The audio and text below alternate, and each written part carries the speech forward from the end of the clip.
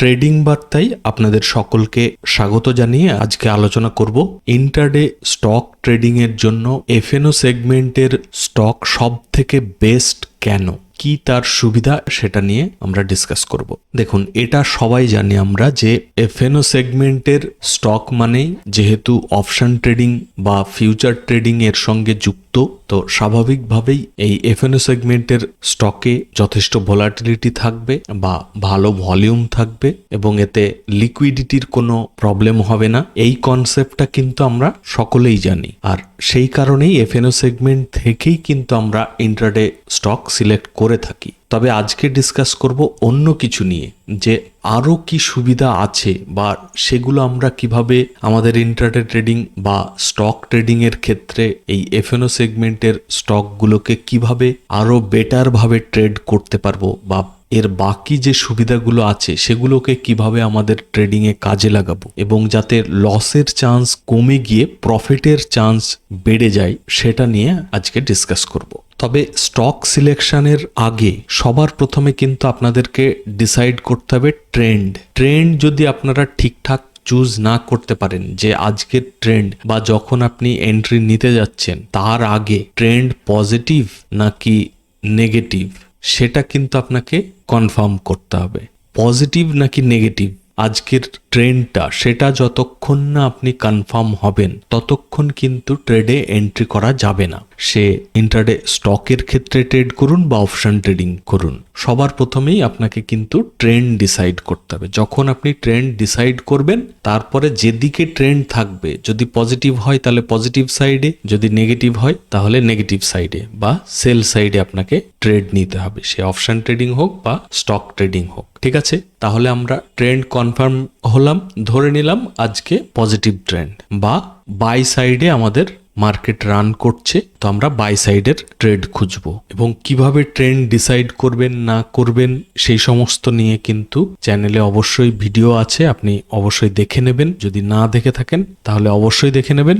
এবং এই ট্রেন্ড ডিসাইডের জন্য এমন নয় যে মার্কেট 9:15 খুললো মানেই তখন আপনি ডিসাইড করে ফেললেন। সেটার জন্য আপনাকে পার্টিকুলার টাইম পর্যন্ত ওয়েট করতে হবে, আর কোন টাইমে কি ঘটতে পারে মার্কেটের এই টাইম নিয়ে বা সেশন নিয়েও কিন্তু আমি চ্যানেলে ভিডিও করেছি, তো সেটা না দেখলেও অবশ্যই দেখে নেবেন। যেমন ইদানিং কিন্তু 9:45 দিক থেকে ট্রেন্ড চেঞ্জ হচ্ছে, চেক করলে গত 2 সপ্তাহ থেকে আপনি দেখতে পাবেন 9:45 থেকে মার্কেট চেঞ্জ হয়ে অপোজিট সাইডে ট্রেন্ড করছে। যদিও বা 2 দিন থেকে কন্টিনিউ বুল রান চলছে, বাট তার আগে দেখবেন 9:45 থেকে ট্রেন্ড চেঞ্জ হচ্ছে। যাই হোক, ট্রেন্ড ডিসাইড করার পরে আপনাকে দেখতে হবে যেদিকে ট্রেন্ড থাকবে সেই দিকেরই স্টক ফাইন্ড করতে হবে। কোন সেগমেন্ট থেকে স্টক ফাইন্ড করবেন? এফএনও সেগমেন্ট থেকে আপনি স্টক ফাইন্ড করবেন। কেন এফএনও সেগমেন্ট? এবার চলুন ডিসকাস করি। প্রথম কথাটা তো অলরেডি বলেছি যে এফএনও সেগমেন্টে কিন্তু লিকুইডিটির কোনো প্রবলেম হওয়ার কথা নয় এবং যথেষ্ট ভালো ভোলাটিলিটি থাকে, কুইক একটা মুভমেন্ট পাওয়া যায়। এবং এই স্টক কিছু শর্টলিস্ট করার পরে আপনাকে তার রিট্রেসমেন্টের জন্য ওয়েট করতে হবে। রিট্রেসমেন্ট করার পরে দুটো স্ট্র্যাটেজি আপনি ইউজ করতে পারেন, মানে দুটোর মধ্যে যে কোনো একটা স্ট্র্যাটেজি ইউজ করতে পারেন। যে দুটো আমার বেস্ট লাগে সেটা হচ্ছে, একটা হচ্ছে ফিব রিট্রেসমেন্ট টুল দিয়ে, ধরুন এরকম একটা স্টক মুভমেন্ট দিয়েছে, এখান থেকে রিট্রেসমেন্ট নিচ্ছে। যদি এই গোল্ডেন জোনে আপনি রিট্রেসমেন্টে ট্রেড করতে চান তাহলে এখানে এন্ট্রি করে এরকম গোল্ডেন জোনের নিচে স্টপ লস রেখে এরকম উপরে বা ডে হাইতে বা 1:2 রেশিও হিসেবে টার্গেট রাখতে পারেন। সেকেন্ড হচ্ছে কি, স্টক এরকম মুভমেন্ট দিচ্ছে, রিট্রেসমেন্ট নিল, রিট্রেসমেন্ট নেওয়ার পরে যখন এই ডে হাই ব্রেকআউট করে ক্যান্ডেল ক্লোজ করবে তখন এন্ট্রি করা যেতে পারে এবং টার্গেট রাখতে পারেন 1:2। তো এই দুটো স্ট্র্যাটেজি আমার বেস্ট লাগে। তবে এই ইন্ট্রাডে ট্রেডিং স্টক স্ট্র্যাটেজি নিয়ে একটা সিরিজ চালু করেছিলাম, তাতে 7টা মতো ভিডিও আছে। যারা এখনো দেখেননি অবশ্যই দেখে নেবেন। ওখানে 5টা স্ট্র্যাটেজি আছে, একটা স্টক সিলেকশন প্রসেস আছে, একটা এসএল ট্রেডিং এর ভিডিও আছে। তো তার মধ্যে থেকে যে স্ট্র্যাটেজি দুটো বা একটা আপনার বেস্ট মনে হবে সেইটাকেই আপনি নিয়ে ডেলি একই রকম ভাবে ট্রেড করতে থাকবেন। ঠিক আছে, তাহলে স্ট্র্যাটেজি হয়ে গেল। এবার হচ্ছে এন্ট্রি করার আগে আপনাকে কি কি লক্ষ্য রাখতে থাকতে হবে। স্টক শর্টলিস্ট করার পরে প্রথমে তো আপনি দেখছেন যে রিট্রেসমেন্ট নিচ্ছে কিনা। রিট্রেসমেন্ট নিতে থাকলে আপনাকে চেক করতে হবে তার সাপোর্ট এবং রেসিস্টেন্স, কোথায় তার 1 ডে টাইম ফ্রেমে সাপোর্ট, কোথায় তার রেসিস্টেন্স, কোথায় তার 1 আওয়ার 15 মিনিট 5 মিনিট টাইমে রেসিস্টেন্স সাপোর্ট। যদি আপনার minimum 1:2 ratio wise target stop loss ঠিকঠাক থাকে তাহলে আপনাকে আরো একবার চেক করতে হবে ওয়াই, মানে অপশন চেন। অপশন চেন দেখে আপনাকে ডিসাইড করতে হবে কোথায় সাপোর্ট কোথায় রেসিস্টেন্স। এই সাপোর্ট রেসিস্টেন্স কিভাবে বের করলেন, কোথায় সব থেকে বেশি ওয়াই বিল্ড আপ রয়েছে, যেখানে যেখানে ওয়াই বিল্ড আপ বেশি রয়েছে সেই জায়গাগুলো অনুযায়ী আপনি সাপোর্ট রেসিস্টেন্স মার্ক করলেন। এতেও যদি আপনার 1:2 যদি ratio wise profit loss perfect থাকে, সেই মতো আপনার যে রিস্ক ম্যানেজমেন্ট সেই রিস্ক ম্যানেজ করে আপনাকে কোয়ান্টিটি নিতে হবে। এবং এন্ট্রি করার আগে আপনাকে চেক করতে হবে এক তো হচ্ছে রিট্রেসমেন্ট নিয়েছে কিনা, এবং রিট্রেসমেন্ট নিলে গোল্ডেন জোনে এন্ট্রি করতে পারেন বা ব্রেকআউটে বা আদার কোনো স্ট্র্যাটেজি ইউজ করলে সেটা। সেই সঙ্গে যেটা সব থেকে জরুরি, এই এফএনও সেগমেন্ট স্টকে ট্রেডিং করার আরো একটা সুবিধা, সেটা হচ্ছে লাইভে এর কি বিল্ড আপ হচ্ছে সেটা কিন্তু আপনি চেক করতে পারবেন যে লং বিল্ড আপ হচ্ছে নাকি শর্ট বিল্ড আপ হচ্ছে। যদি বাই সাইডে আপনি ট্রেড করে থাকেন, এক হতে পারে লং বিল্ড আপ হচ্ছে, না হলে শর্ট কাভারিং হচ্ছে। বেশি প্রেফারেন্স থাকবে বাই সাইডে যদি হয়, লং বিল্ড আপ যদি হয় তাহলে আপনার কিন্তু ভালো মুভমেন্ট আসার একটা প্রবাবিলিটি বেশি থাকবে। তাহলে আপনাকে এন্ট্রির আগে এটাও আপনাকে চেক করতে হবে যে লং বিল্ড আপ কি হচ্ছে, তাহলে আপনি এন্ট্রি করতে পারেন। এবং শুধুমাত্র এই লং বিল্ড আপ হচ্ছে কিনা বা কোন কোন স্টকে লং বিল্ড আপ হচ্ছে বা কোন কোন স্টকে শর্ট বিল্ড আপ হচ্ছে সেইগুলো দেখেও কিন্তু আপনি স্টক বাছাই করতে পারেন। তাতে আপনার কিন্তু একটা এক্সট্রা ফেসিলিটি পাচ্ছেন এই এফএনও সেগমেন্টের স্টক নিয়ে ইন্ট্রাডে ট্রেডিং করার ক্ষেত্রে। কিভাবে চেক করবেন চলুন দেখাই নোভামার TX3 সফটওয়্যারে। এমন নয় যে শুধুমাত্র এখানেই আপনি চেক করতে পারবেন। আমি যেহেতু এই সফটওয়্যারটা বেশি প্রেফার করি, তবে আমার মনে হয় আজকাল অনেক ব্রোকারেই কিন্তু এই সমস্ত ফিচারগুলো থাকতে পারে, তো আপনি একবার চেক করে নেবেন। তো এই ফিউচার সেগমেন্টের যখনই উইন্ডো ওপেন করবেন, চেক করবেন যে এই ওপেন ইন্টারেস্ট অ্যানালিসিস এইটা যখন সিলেক্ট থাকবে তখন কিন্তু আপনি short build up long build up trend যেদিকে থাকবে সেই অনুযায়ী আপনি সিলেক্ট করলেন, করে এখানে যেগুলো লং বিল্ড আপ হয়েছে সেই সমস্ত স্টকগুলো এখানে লিস্ট চলে আসবে আপনার। তো এখান থেকে দেখে নিতে পারেন, বা যদি শর্ট বিল্ড আপ হয় তাহলে শর্ট বিল্ড আপে ক্লিক করলে আপনি সেই লিস্টটা পেয়ে যাবেন। তবে এর থেকে অনেক বেটার ভাবে আমি দেখেছি 5 পয়সা বলে যে ব্রোকারটা আছে, ওদের কিন্তু খুব সুন্দরভাবে মানে ভিজুয়ালি অনেক সুন্দরভাবে কিন্তু প্রেজেন্ট করেছে। আপনাদের যাদের 5 পয়সায় অলরেডি অ্যাকাউন্ট আছে তারা একবার চেক করতে পারেন। তবে আমি যেহেতু ধান প্ল্যাটফর্ম ইউজ করি, তো ওখানে কিরকম ভাবে আছে সেটাও একবার দেখিয়ে দিই। চলে এসেছি ধান প্ল্যাটফর্মে। এখানে রাইট ক্লিক করলে যদি অপশন চেনে ক্লিক করেন তাহলে অপশন চেনের কোথায় কি বিল্ড আপ রয়েছে আপনি চেক করতে পারছেন। তাছাড়াও আরো কিছু অপশন আছে, যেমন ধরুন লাইভ ট্রেডিং ডেটা। এটাতে গেলে মার্কেট ডেপথে গেলেও কিন্তু আপনি এই বিড আর আস্ক কোয়ান্টিটি দেখে আপনি ডিসাইড করতে পারেন যে আপনি যে চার্টের ডেটা দেখছেন সেটা বুলিশ নাকি বেয়ারিশ সাইডের প্রবাবিলিটি রয়েছে। তাছাড়াও রয়েছে, যদিও বা এটা ফিউচারের চার্ট নয়, তো সেই কারণেই এখানে দেখাবে না। তো এটাই যদি আমি ফিউচারের চার্টটা ওপেন করি তাহলে কিন্তু এই ডেটাটা আপনি পেয়ে যাবেন, এই বিল্ড আপের ডেটাটা। আর সবাইকে বলবো যে এটা স্টক রিকমেন্ডেশন নয়, এটা জাস্ট আমি একটা এক্সাম্পল হিসেবে আপনাদেরকে দেখাতে চাইছি। তো এই ম্যাক্স হেলথের যদি আমরা ফিউচারের চার্ট ওপেন করি, ম্যাক্স হেলথ মার্চ ফিউচার, এই চার্টে যদি আমি রাইট ক্লিক করি এবং লাইভ বিল্ড আপে ক্লিক করি তাহলে কিন্তু যখন যখন যা বিল্ড আপ হতে থাকবে এখানে কিন্তু এই টাইম ওয়াইজ পরপর আপনাকে লাইভ বিল্ড আপ দেখাতে থাকবে।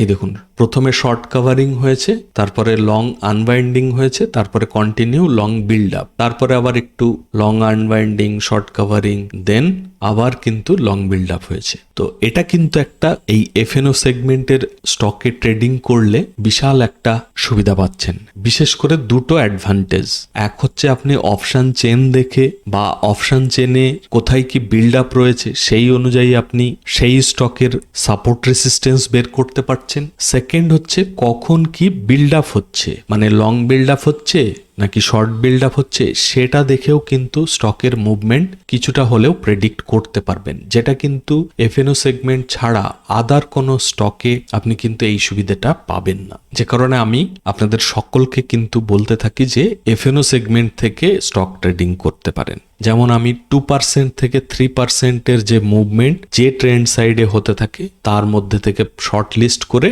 আমি কিন্তু ট্রেডিং করতে পছন্দ করি। যদিও বা দুদিন থেকে ম্যাক্সেলতে আমি ইন্টারডে ট্রেডিং করেছি, বাট অনেকের মনে প্রশ্ন হতে পারে তাহলে টেলিগ্রাম চ্যানেলে কেন এই স্টকের নাম সাজেস্ট করিনি। প্রথম কারণটা হচ্ছে গেনার সাইডে ট্রেন্ড ডিসাইড করার পরে আমি যে স্টকগুলো টেলিগ্রাম চ্যানেলে দিয়েছিলাম, দেওয়ার কারণটা হচ্ছে আমি যখনই কোনো স্টক আমার ওয়াচ লিস্টে অ্যাড করতে থাকি সঙ্গে সঙ্গে কিন্তু আমি টেলিগ্রাম চ্যানেলেও দিয়ে দিই। এমন নয় যে টেলিগ্রাম চ্যানেলে দিচ্ছি মানেই আমি এন্ট্রি করছি, বা ধরুন এমন নয় যে সেটাতেই ভালো মুভমেন্ট আসবে। যে টাইমে আমি আমার ওয়াচ লিস্টে অ্যাড করছি আমি কিন্তু সেই টাইমেই দিয়ে থাকি, তারপরে সেটা ওয়াচ লিস্ট থেকে আমি চেক করতে থাকি, যদি সুইটেবল মনে হয় তবেই কিন্তু ট্রেড করি। এবার এই স্টকটা দিইনি কারণ অলরেডি অনেকটা লেট হয়ে গেছিল, বা প্রথমেই আমি আপনাদেরকে শেয়ার করতে পারিনি, অনেক লেটে নজরে পড়েছে। সঙ্গে সঙ্গে দিলে কে কিভাবে আপনারা এন্ট্রি করবেন তাতে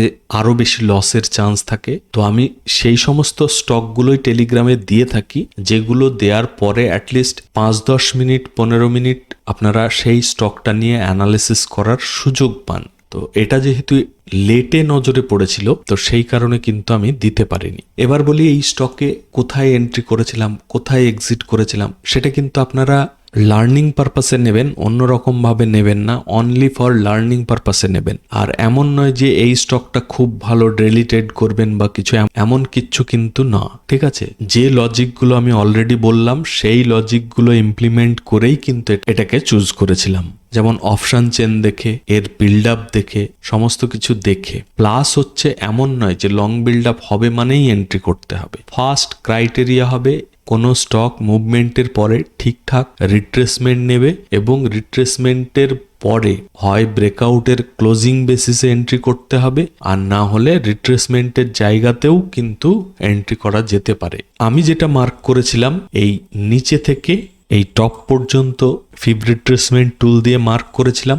এই যে হাইটা ছিল এই গ্রিন ক্যান্ডেলে কিন্তু তার উপরে ক্লোজ করেছিল, যদিও বা এটা গোল্ডেন জোন টেস্ট না করেই এর উপরে যেহেতু রিট্রেসমেন্ট নিয়ে একটা যথেষ্ট ঠিকঠাকই রিট্রেসমেন্ট নিয়েছে এবং এই রিট্রেসমেন্ট নেয়ার পরে তার উপরে কিন্তু ক্লোজ করেছে। তাই যখনই এই গ্রিন ক্যান্ডেলটা এই হাইয়ের উপরে ক্লোজ করে সঙ্গে সঙ্গে আমি এন্ট্রি করি। আমার স্টপ লস ছিল এই গোল্ডেন জোনের নিচে একটু বাফার রেখে, এরকম জায়গায় স্টপ লস ছিল এবং সেই সঙ্গে কি চলছিল এখানে কিন্তু লং বিল্ড আপ ছিল এবং আমার টার্গেট কি ছিল এই 1140। কেন 1140 ছিল?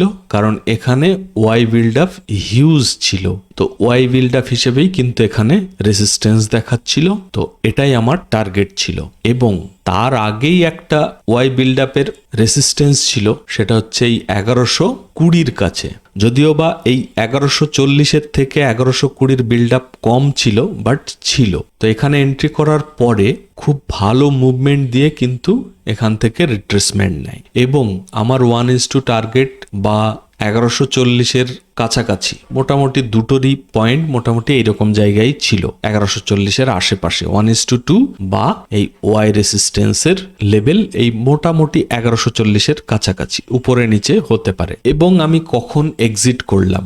এক্সিট করেছি আমি এই যে রেড ক্যান্ডেলটা দেখছেন, এই রেড ক্যান্ডেল যখন এখানে ক্লোজ করে তখনই আমি কিন্তু অ্যালার্ট হই যে আমার টার্গেট আর ফুলফিল হওয়ার খুবই লো চান্স, হাই চান্স হচ্ছে নিচে ফল করবে। কারণ কি? প্রথম কথা হচ্ছে এখানেও একটা রেসিস্ট্যান্স ছিল এই 1120 কাছে, সেটা তো ক্রস করে এসেছে, বাট 1140 এই লেভেলে যাওয়ার খুবই লো চান্স। প্লাস অলরেডি কিন্তু কাছাকাছি থেকেই রিট্রেসমেন্ট নিতে শুরু করেছে। তো আমি কি করি, এই যে রিজেকশন ক্যান্ডেলটা, এই ক্যান্ডেলটা ক্লোজ হওয়ার পরে আমি তার নিচে একটু বাফার রেখে স্টপ লসটাকে শিফট করে দিই, তো অটোমেটিক ওটা কিন্তু কেটে যায়। যদিও বা এখানে 1140 কাছাকাছি গেছে, বাট অলরেডি যখন আমার টার্গেটের কাছাকাছি চলে এসেছে, তো আমি আর রিস্ক নিতে চাইনি, এখানেই একদম ক্লোজ করে এসএলটা শিফট করে দিই, তো অটোমেটিক কেটে যায়। তার মানে কি প্রত্যেক দিন আমার এইরকম ভাবেই টার্গেট হিট হয়? সেটা কিন্তু নয়। কখনো স্টপ লস হিট হয়,